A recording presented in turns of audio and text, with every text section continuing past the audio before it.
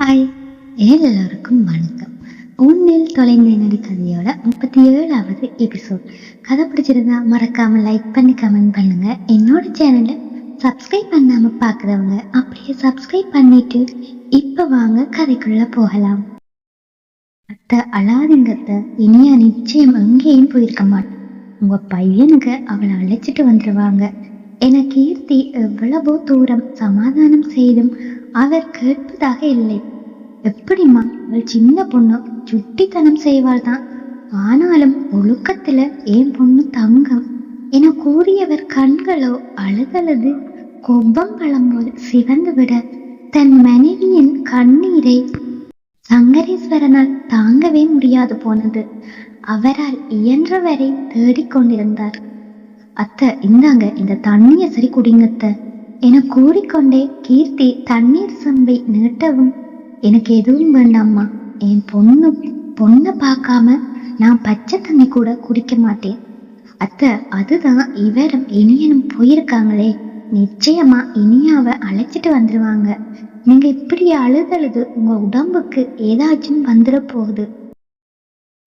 வந்துட்டு போகட்டும்மா, நீ கொஞ்சம் கால் செய்து பாரம்மா, இனியா கிடைச்சாளான்னு. என் பொண்ணை இவ்வளவு நேரம் காணலையே. நான் கோல் எடுத்தேன் அத்தை, அவங்க ஆன்சர் பண்ணல. ஒருவேளை இனியா கிடைச்சு அழைச்சிட்டு வர்றாங்களோ தெரியல. அழுது கொண்டே இருந்த வைரவி ஜீப் வண்டி உள்ளே நுழைவதை பார்த்ததும் எழுந்து ஓடி சென்று பார்க்க அங்கே இனியன், சங்கவி, கௌதம், தாரணி மட்டுமே வந்திருந்தனர். அவர் அழுகையும் கவலையும் பயம் பதட்டமும் இன்னும் அதிகமானதே தவிர கொஞ்சமும் குறைந்த பாடில்லை. ஒரு வயது பெண்ணை காணவில்லை, கவலைப்படாமல் இருக்க சொல்ல முடியுமா? அப்படி இருக்கத்தான் முடியுமா? இனியா கிடைத்தால் மட்டுமே அவரை பழைய நிலைக்கு கொண்டு வர முடியும். அம்மா என அழுதபடி உள்ளே வந்தாள் இனியா. அவள் பின்னாலே வந்தனர் இனியன் மற்றும் கௌதம், சங்கவி, தாரணி. அனைவரின் முகத்திலும் கோபம் அனலாய் தெறிக்க இனியாவை உரைத்து கொண்டே உள்ளே வந்தனர். என்ன காரியண்டி செய்துட்டு வந்திருக்க?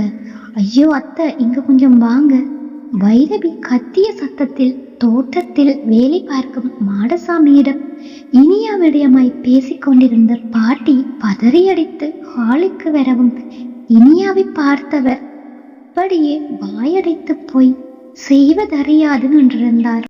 எல்லோர் முகத்திலும் ஒரு விதமான என்ன ரியாக்ஷன் என்று கூட கூற முடியாது போனது. கோபம் ஒரு புறம் இருந்தாலும் இது எப்படி நடந்தது என்ற குழப்பம் ஒரு புறம். அதைவிட கௌதம் இனியனை நினைத்து எல்லோர் மனதும் பக் பக் என அடித்துக் கொள்ள பாட்டி அதிர்ச்சியில் அங்கிருந்த சோபாவின் மீது அமர்ந்து கொண்டார். எது நடக்கக்கூடாது என நினைத்தாரோ அது இப்போது இத்தனை வருடம் கழித்து நடந்துள்ளது. என் பிள்ளைகளுடன் யார் குடும்பத்தில் உறவு உண்டாகக்கூடாது என இத்தனை நாள் ஊர் விட்டு ஊர் போய் எனது பிள்ளைகள் பேர பிள்ளைகள் இருந்தார்களோ, இன்று இப்படி நடந்துவிட்டதே என கதிகலங்கி போயிருந்தார் பாட்டி. ஏன், எதற்கு, என்ன நடந்தது? அங்கு அவள் வந்தது அவர்கள் குடும்ப எதிரி தமிழரசுடன். அது மட்டுமா, அவள் கழுத்தில் புதிதாய் மஞ்சள் கயிறு மின்னிக் கொண்டிருந்தது. யார் கட்டிய தாலி அது? அம்மா, நான் உன் பொண்ணம்மா, என்ன நடந்ததுன்னு தெரியாம இப்படி பேசாதம்மா என கூறி இனியா ஓலமிட்டு அழ, வைரவியோ இதுக்கு மேல என்னடி நடக்கணும்? அம்மா, இது எப்படி என் கழுத்துல வந்ததுன்னு கூட எனக்கு தெரியலம்மா, நான் சொல்றத கேளு. அப்பா, நீங்களாவது நான் சொல்றத கேளுங்கப்பா ப்ளீஸ். போதும் தாயே, ஒரே ஒரு பொண்ணன்று உனக்கு அதிகமா உங்க அப்பா செல்லம் கொடுத்துட்ட.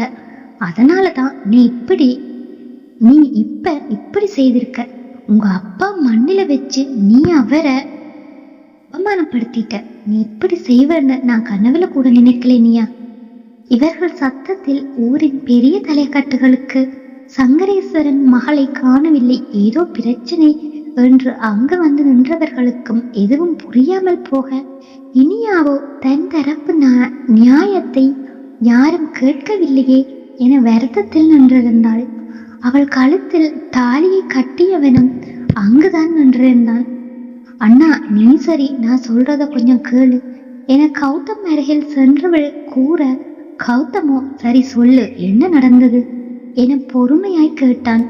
அவளுடன் கோபப்பட்டால் என்ன நடந்தது என தெரியாமல் போய்விடும் என பொறுமையாய் கேட்க, அண்ணா நான் கோவில்ல இருந்து நடந்து தெருவில் போய்கிட்டு இருந்தேன். யாருன்னு தெரியல. 4 பேர் என்னோட வாய புத்தி அங்கிருந்த ஒற்றையடி பாதையில இழுத்துட்டு போனாங்க.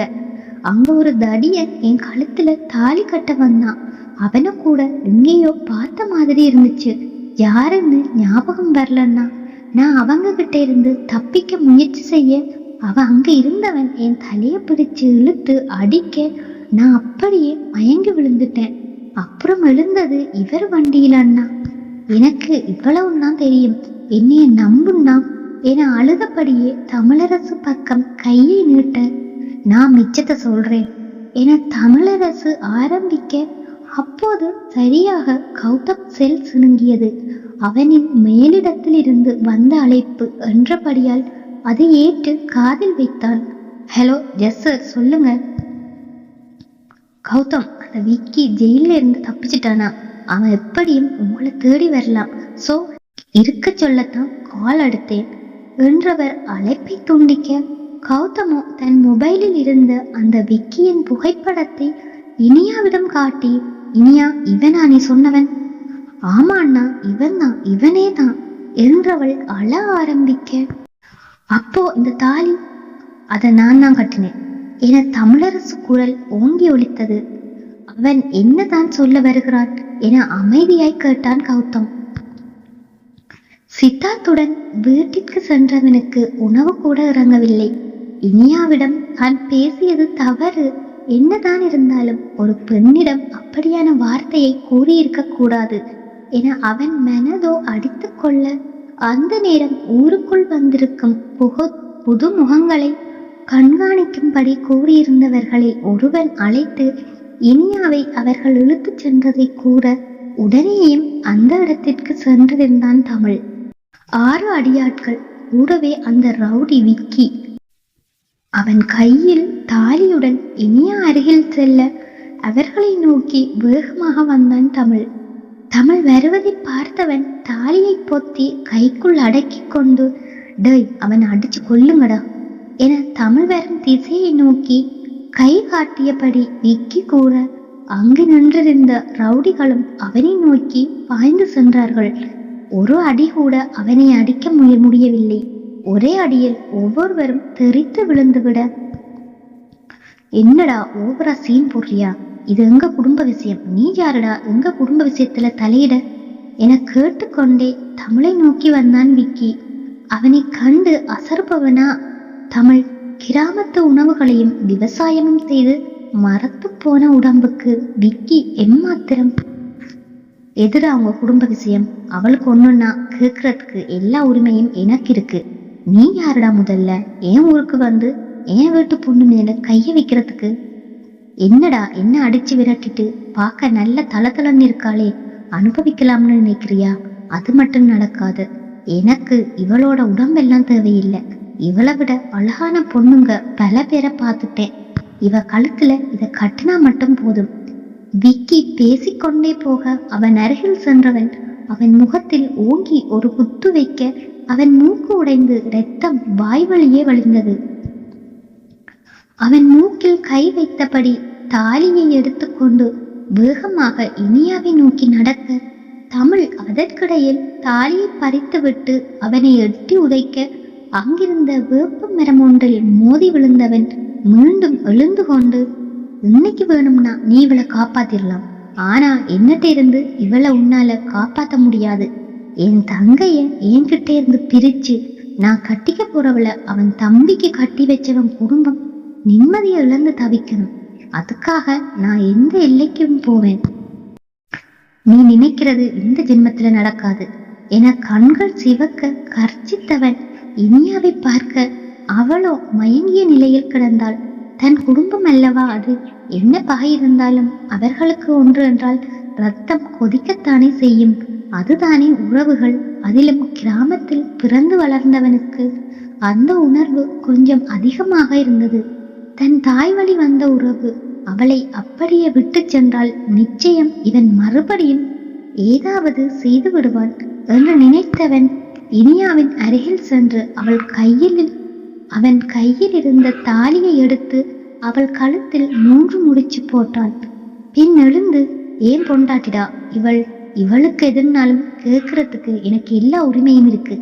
உன்னால முடிஞ்சா என்ன மீறி இவளை தொடுடா பார்க்கலாம் என்றவன் எழுந்து அவன் கைகளை பிடித்து மடக்கி அவன் ஒரு காலால் ஓங்கி அவன் நெஞ்சில் உதைக்க பறந்து போய் விழுந்தவன் அப்படியே அடிபட்ட காயத்துடன் அங்கிருந்து எழுந்து ஓடிச் சென்றான். இனியாவை தன் கைகளில் ஏந்தியவன் ஒரு நிமிடம் அவளையே கண்ணிமைக்காமல் பார்த்தான். பின் என்னை மன்னிச்சிடு, எனக்கு இதை விட்டா வேற வழி தெரியல என அவளிடம் மானசீகமாய் மன்னிப்பை கேட்டுவிட்டு அவன் ஜீப்பை நோக்கி நடந்தான். அவன் கூறி முடிக்கையில் பாட்டியின் மனம் கொஞ்சம் ஆறுதல் அடைந்தது. ஊரில் உள்ளவர்களும், இங்க பாருங்கம்மா, நம்ம ஊர் பையன் உங்க பொண்ணை காப்பாற்றத்தான் இப்படி செய்திருக்கா. அவன் ஒன்னும் புறத்தியால் இல்லையே. அதை விட இந்த ஊர்ல அவனுக்குன்னு ஒரு நல்ல பேர் இருக்கு. தமிழரசு போல ஒருத்தன் உங்க பொண்ணுக்கு கிடைக்க நீங்க கொடுத்து வச்சிருக்கணும். அவங்க 2 பேருக்கும் நடக்க வேண்டிய சம்பிரதாயங்களை நடத்தி முறைப்படி சேர்த்து வையுங்க. அதுதான் நீங்க இந்த ஊருக்கு தர்ற மரியாதை என ஊர் தலைவர் கூற பாட்டிக்கும் அதுவே சரியெனப்பட்டது. ஆனால் கௌதமி நினைத்தால் தான் பயமாகவும் இருந்தது. கௌதமிற்கு கோபம் இருந்தாலும் இந்த விடயத்தில் அவனால் முடிவெடுக்க முடியாது. இனியாவின் சம்மதம் முக்கியம். அதைவிட பெரியவர்கள் இருக்கும் போது தான் பேசினால் அது தன் பெற்றோருக்கு மரியாதை இல்லை என அமைதி காத்தான். இனியன் தன் தங்கை வாழ்க்கையை தமிழரசு காப்பாற்றி விட்டாள் என்ற நன்றி உணர்வுடன் நின்றிருக்க பாட்டி சங்கரேஸ்வரனையும் பைரவியையும் அழைத்து கொண்டு தனியறைக்கு சென்றார். என்னத்த எங்களை இங்க கூட்டி வந்துட்டீங்க? அவங்க முன்னாடியே பேச வேண்டியதை பேசி முடிக்க வேண்டியது தானே. முதல் முறை தன் அத்தையிடம் இப்படி பேசுகிறார் வைரவி. என்ன செய்வது? பேச வேண்டிய நேரத்தில் பேசித்தானே ஆக வேண்டும். சரி, இப்போ என்ன பேச சொல்ற? நீ பொண்ணை பெத்தவ, நீ தான் முடிவெடுக்கணும் என வினவ வைரவி அமைதியாகிவிட்டார். இப்போ என்ன, உன் பொண்ணுக்கு அவன் வேண்டாம் என்றியா? சரி, வேண்டாம். ஆனா அவன் தாலி கட்டியிருக்கானு, அதுக்கு என்ன செய்யற? அவன் உன் பொண்ணை காப்பாத்தத்தான் கட்டினான். என்றாலும் இது கிராமம். தாலிக்கு அவங்க எந்த அளவு மதிப்பு கொடுப்பாங்கன்னு உனக்கு தெரியாதா? சரி, அதையும் விடு. அவங்க கூட பகை இருக்கு என்றதை விட அவன் மேல ஒரு குறை நம்மளால காட்ட முடியுமா? அதையும் மீறி பிரிச்சு வைக்க அவன் தான் விடுவானா? பாத்தியா, இத்தனை வருஷமா இந்த வீட்டுல காலடி வைக்காதவன் எவ்வளவு உரிமையோட வந்து நிக்கிறான்னு. சரியத்த, நாங்க உங்களுக்காகத்தான் யோசிக்கிறோம். நீங்க இந்த விஷயத்துல என்ன முடிவெடுத்தாலும் எங்களுக்கு சம்மதம் தான் என வைரவி கூற சங்கரேஸ்வரனும் அதையே கூறினார். இவர்கள் சம்மதம் கூறியது ஒரு பக்கம் இருக்கட்டும், இனியா இதற்கு சம்மதிப்பாளா